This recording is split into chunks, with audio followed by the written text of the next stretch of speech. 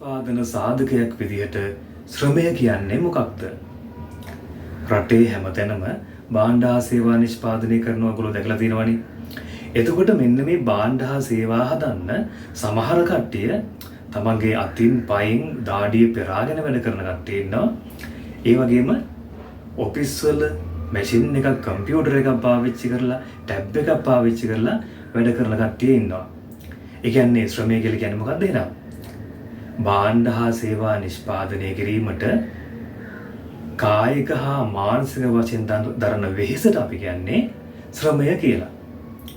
එතකොට මේ ශ්‍රමයේ විශේෂ ලක්ෂණ කිහිපයක් තියෙනවා. මොනවද ඒ ලක්ෂණ? ශ්‍රමය කියන එක සජීවී සාධකයක්. මැරිච්ච මිනිස්සු කවදාවත් මේ වැඩ බිමක වැඩ කරන්නේ නැහැනේ.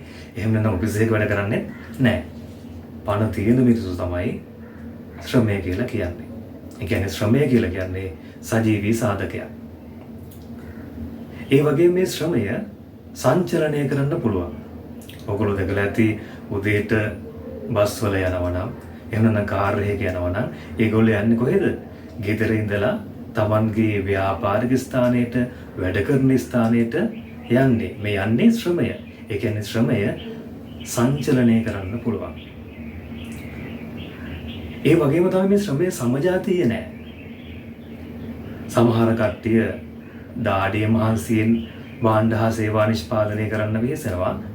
තවත් කට්ටිය Tamanගේ මොළය දැනුම උගත්කම් පාවිච්චි කරලා භාණ්ඩ හා සේවා නිෂ්පාදනය කිරීමට යොදා ගන්නවා. මේ ශ්‍රමය විවිධ තලවල තියෙන්නේ. ඒ කියන්නේ ශ්‍රමය සමජාතීය නෑ. ඒ වගේම ඔයගොල්ලෝ දැකලා ඇති අධ්‍යාපනය හා පුහුණුව තුළින් මේ ශ්‍රමයේ ඵලදායීතාවය වැඩි කරන්න පුළුවන්.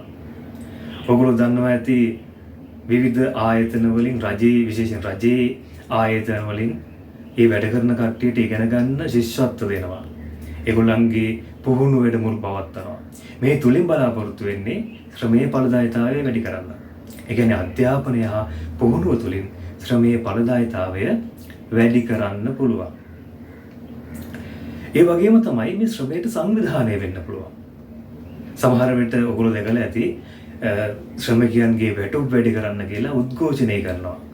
කේවල් කරනවා. අපිට මේ දේවල් දෙන්න කියලා ඉහළ බලධාරීන්ට බලපෑම් කරනවා. මෙන්න මේකත් ශ්‍රමයේ තියෙන විශේෂ ලක්ෂණයක්. ඒ වගේ මේ ශ්‍රමයට හම්බෙන ප්‍රතිලාභය මොකද්ද? ඔයගොල්ලෝ දන්නවා ඒ තමයි වැටුප. මෙන්න මේ ටික ශ්‍රමයේ සම්බන්ධයෙන් ඔයා දැනගෙන ඉන්න ඕන.